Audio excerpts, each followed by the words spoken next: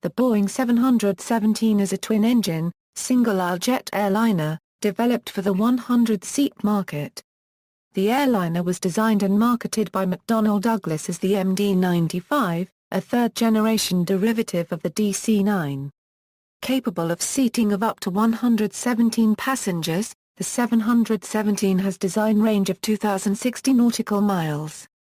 The aircraft is powered by two Rolls-Royce BR715 turbofan engines. The first order was placed in October 1995. McDonnell Douglas and Boeing merged in 1997 prior to production, and the first planes entered service in 1999 as the Boeing 717. Production ceased in May 2006 after 156 were produced. Development, background: Douglas Aircraft developed the DC-9 to be a short-range companion to their larger four-engine DC-8 in the early 1960s. The DC-9 was an all-new design, using two rear fuselage-mounted Pratt & Whitney JT8D turbofan engines, a small, highly efficient wing, and a T-tail. The DC-9 first flew in 1965 and entered airline service later that year. When production ended in 1982, a total of 976 DC-9s had been produced. The McDonnell Douglas MD-80 series was introduced into airline service in 1980. The design was the second generation of the DC-9. It was a lengthened DC-9-50 with a higher maximum takeoff weight and higher fuel capacity, as well as next-generation Pratt & Whitney JT8D 200 series engines. Nearly 1,200 MD-80s were delivered from 1980 to 1999. The MD-90 was developed from the MD-80 series. It was launched in 1989 and first flew in 1993. The MD-90 was longer, and featured a glass cockpit and more powerful, quieter, fuel-efficient IAEV 2525D5 engines, with the option of upgrading that to an IAEV 2528 engine. Only 117 MD-90 airliners were built. MD-95: The MD-95 traces its history back to 1983 when McDonnell Douglas outlined a study named the DC-9-90. During the early 1980s, as production of the DC-9 family moved away from the smaller Series 30 towards the larger Super 80 variants, Douglas proposed a smaller version of the DC-9 to fill the gap left by the DC-9-30. Dubbed the DC-9-90, the aircraft was revealed in February 1983 and was to be some 25 ft/4 in shorter than what was then the DC-9-81, giving it an overall length of 122 ft/6, and the aircraft was proposed with a 17,000 pound force thrust version of the JT8D 200 series engine, although the CFM56-3 was also being considered. Size to seat up to 117 passengers, the DC-9-90 was to be equipped with the DC-9's wing with two FT tip extensions, rather than the more heavily modified increased area of the MD-80. The aircraft had a design range of around 1,500 nm, with an option to increase to 2,000 nm, and a gross weight of 112,000 lb. The DC-9-90 was designed to meet the needs of the newly deregulated air transport industry in the United States. However, the development of the short fuselage MD-80 was postponed as a result of the downturn in business in the recession of the early 1980s. When McDonnell Douglas did develop a smaller version of the MD-80, it simply shrunk the aircraft to create the MD-87, rather than offer a lower thrust lighter aircraft that was more comparable to the DC-9-30. With its relatively high MTOW and powerful engines, the MD-87 essentially became a special mission aircraft and could not compete with the all-new 100-seaters that were being developed. Although an excellent aircraft for specialized roles, the MD-87 has not really sold on its own, and tends to rely heavily on its commonality factor, which has generally limited sales to existing MD-80 operators.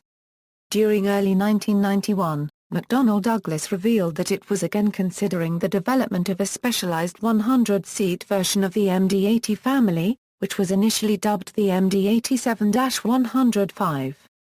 The new lighter aircraft was to be some 80 ft shorter than the MD-87, and would be powered by engines in the 16,000 Euro 17,000 pound force thrust class. McDonnell Douglas, Pratt & Whitney, and the China National Aerotechnology Import-Export Agency signed a Memorandum of Understanding to develop a 105-seat version of the MD-80. Then at the 1991 Paris Air Show, McDonnell Douglas announced the development of the new 105-seat version, now designated MD-95. The MD-95 name was selected to reflect the anticipated year deliveries would begin. McDonnell Douglas first offered the airliner for sale in 1994. With an overall length of 122 ft 5 and a maximum takeoff weight of 118,400 lb, what McDonnell Douglas was proposing at that stage was very similar to the DC-9-90 design of 1983. In early 1994, the MD-95 re-emerged as quite similar to the DC-9-30. Indeed, the aircraft's specification in terms of weight, dimensions, and fuel capacity are almost identical. The major changes included a fuselage shrink back to 119 ft 4 in length, and the reversion to the original DC-9 wing of 93 ft 5 in span. At the time of the redefinition, McDonnell Douglas said that it expected the MD-95 to grow into a family of aircraft with the capability of increased range and seating capacity. The MD-95 was developed to satisfy the market need to replace early DC-9 models, then approaching 30 years old. The MD-95 project was a complete overhaul of the system, going back to the original DC-9-30 design and reinventing it for modern transport with new engines, cockpit and other more modern systems. Historically, aircraft shrinks have sold poorly. Examples of such aircraft in addition to the MD-87 include the Boeing 747 SP, Boeing 737-600, Airbus A318, and Airbus A340-200. Long-time McDonnell Douglas customer Scandinavian Airlines System chose the Boeing 737-600 for its 100-seater over the MD-95 in March 1995. Then in October 1995, United States discount carrier Volajet signed an order for 50 MD-95s, plus 50 options. McDonnell Douglas President Harry Stenosifer felt that launching MD-95 production on the basis of this small order was only a small risk, explaining that further orders would take a while longer. The Volajet order was the only order received for some 2 years. Engines, as first proposed, the MD-95 was to be powered by a 16,500 pound force thrust derivative of the JT8D200 series, and the Rolls-Royce T670 was also considered as an alternative. This was confirmed in January 1992, when Rolls-Royce and McDonnell Douglas signed a Memorandum of Understanding concerning the T-powered MD-95. McDonnell Douglas said that the MD-95 project would cost only a minimal amount to develop, as it was a direct offshoot of the IAE-powered MD-90. During 1993, McDonnell Douglas seemed to be favoring a life extension program of the DC-9-30, under the program name DC-9X, to continue its presence in the 100 to 120 seat market, rather than concentrating on the new-build MD-95. During its evaluation of the various engines available for the proposed re-engining component of DC-9X, McDonnell Douglas found the BMW Rolls-Royce Branch 700 engine an ideal candidate, and the BMW Rolls-Royce Branch 700 engine was selected to power the aircraft on February 23, 1994. Production. McDonnell Douglas was planning for all MD-95 assembly to be undertaken in China, as an offshoot of the Trunkliner program, for which McDonnell Douglas had been negotiating to have up to 150 MD-90s built in China.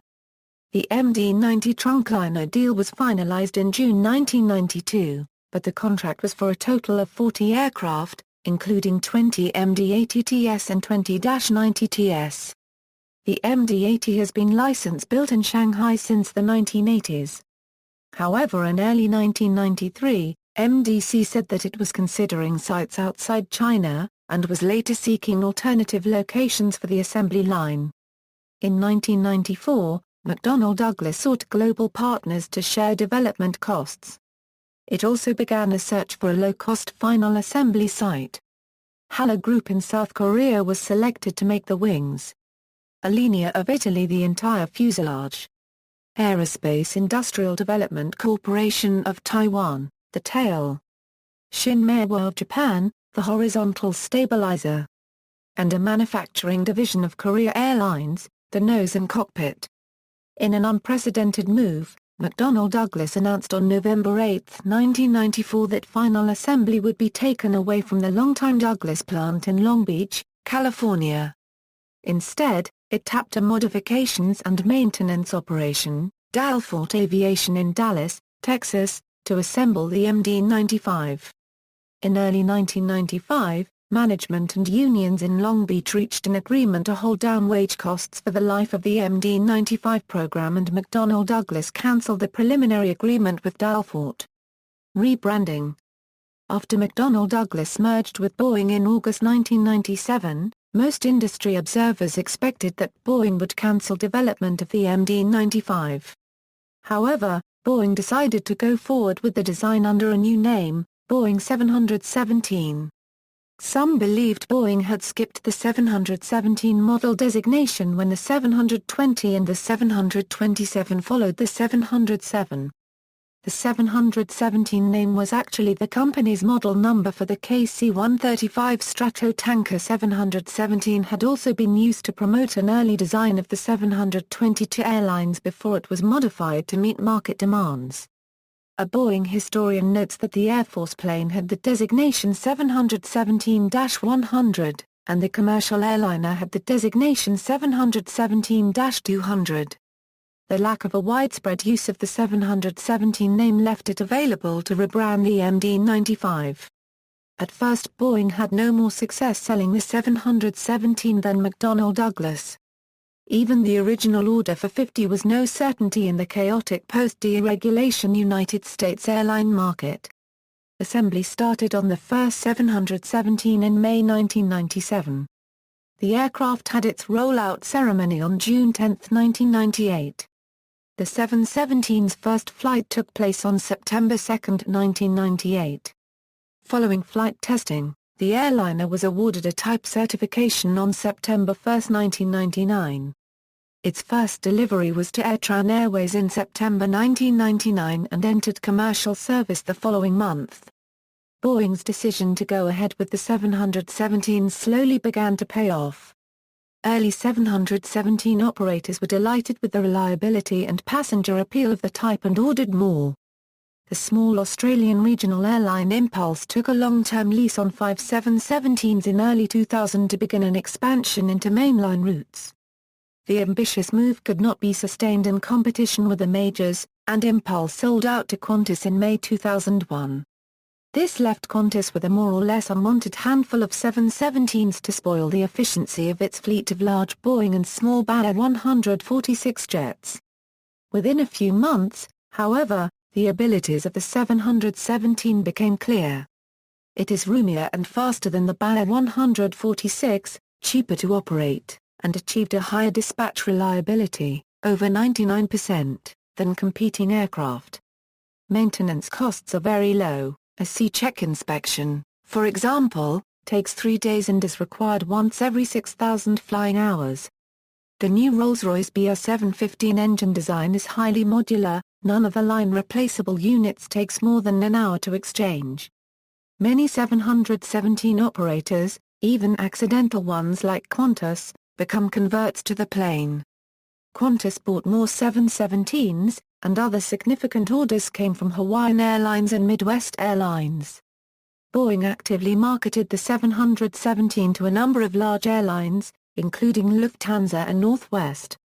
Boeing also studied a stretched, higher-capacity version of the 717, to have been called 717-300, but decided against proceeding with the new model, fearing that it would encroach on the company's 737-700 model. Production of the original 717 continued. Boeing continued to believe that the 100-passenger market would be lucrative enough to support both the 717 and the 737-600, the smallest of the next-generation 737 series. While the aircraft was similar in overall size, the 737-600 was better suited to long-distance routes, while the lighter 717 was more efficient on shorter, regional routes. The 100-seat market was overcrowded until 2001, but several potential competitors disappeared. Bayer cancelled its Savoie JX. Fairchild Dornier closed its doors, taking the 728/928 project with it. And Bombardier cancelled its new BRJ in favor of a less ambitious stretch 90-seat CRJ900. The remaining players are Boeing, Airbus with the A318, and Embraer with the E195. The worldwide fleet was then largely made up of aging twin jets with relatively high operating costs, notably the DC-9, early model 737s, and the Fokker 100, plus the newer four-engine Barra 146, which is a prime prospect for refurbishment. In 2001, Boeing began implementing a moving assembly line for production of the 717 and 737. The moving line greatly reduced production time, which led to lower production costs. Following the slump in airline traffic caused by reaction to the September 11, 2001 attacks in the United States, Boeing announced a review of the type's future. After much deliberation, it was decided to continue with production.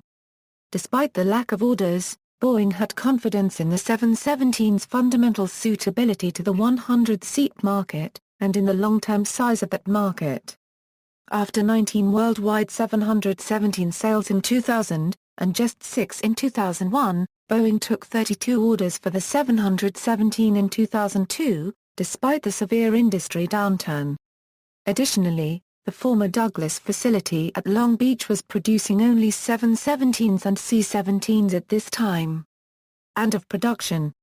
Increased competition from regional jets manufactured by Bombardier and Embraer took a heavy toll on sales during the airline's slump after 2001. The beginning of the end came in December 2003 when Boeing lost a $2.7 billion contract from Air Canada, who chose the Embraer E-Jets and Bombardier CRJ over the 717. In January 2005, citing slow sales, Boeing announced that it planned to end production of the 717 after it had met all of its outstanding orders. The 156th and final 717 rolled off the assembly line in April 2006 for AirTran Airways, which was the 717's launch customer as well as its final customer.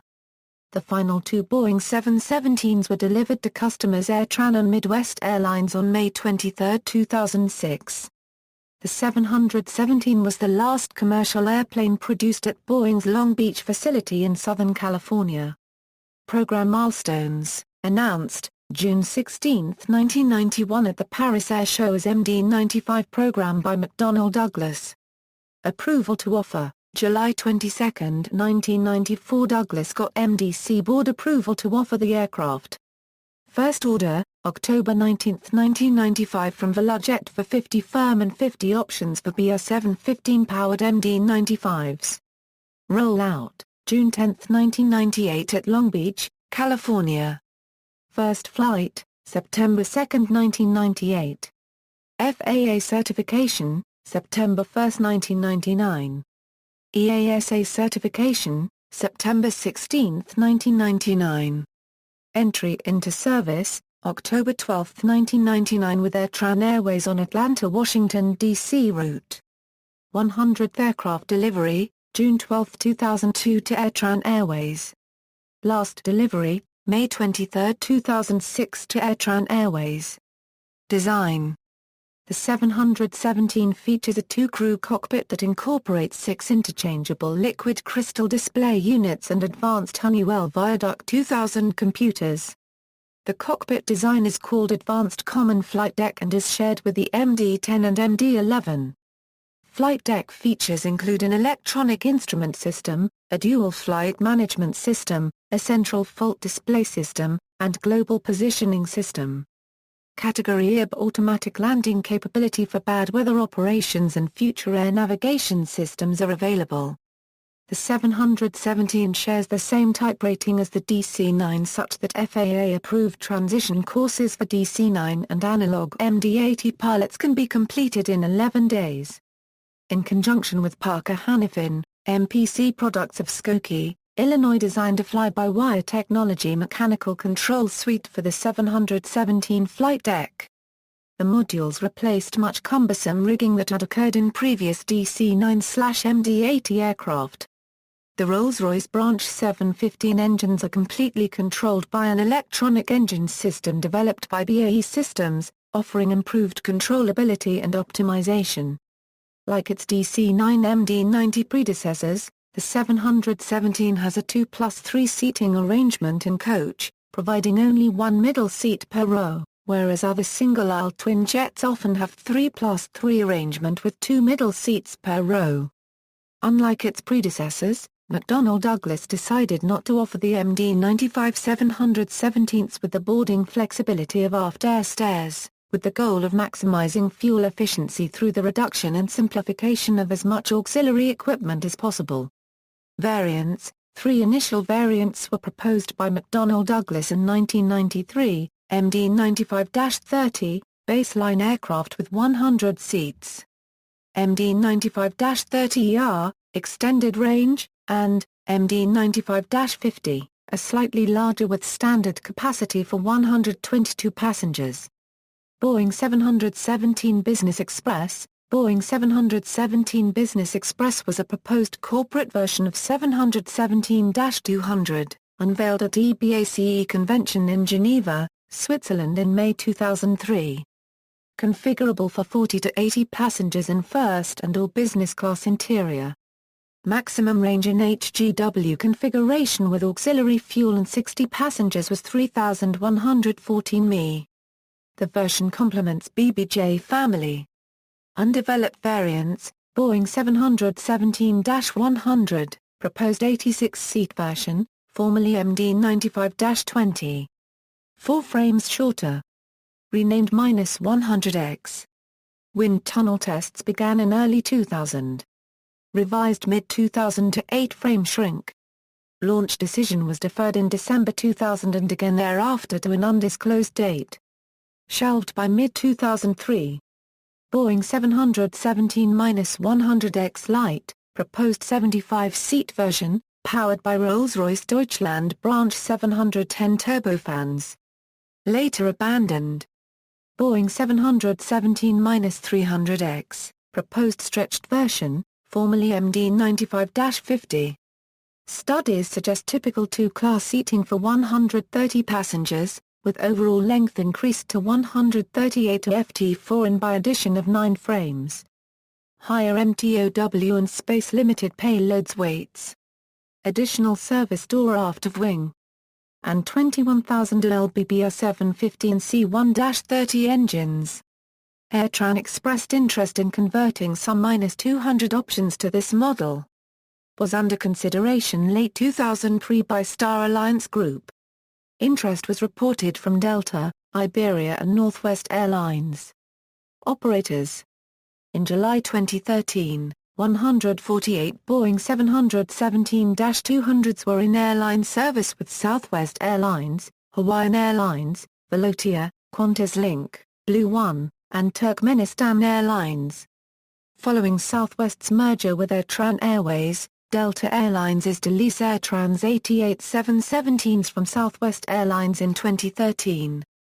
Incidents: as of July 2014, the Boeing 717 has been involved in 5 aviation occurrences, with no hull loss accidents and no fatalities. The accidents and incidents included one on-ground collision while taxiing, an emergency landing where the front landing gear did not extend, and one attempted hijacking. Specifications. Sources: Boeing 717 Characteristics 717 Airport Planning Report Boeing 717 Specifications, Orders and Deliveries, Orders, Deliveries. See also.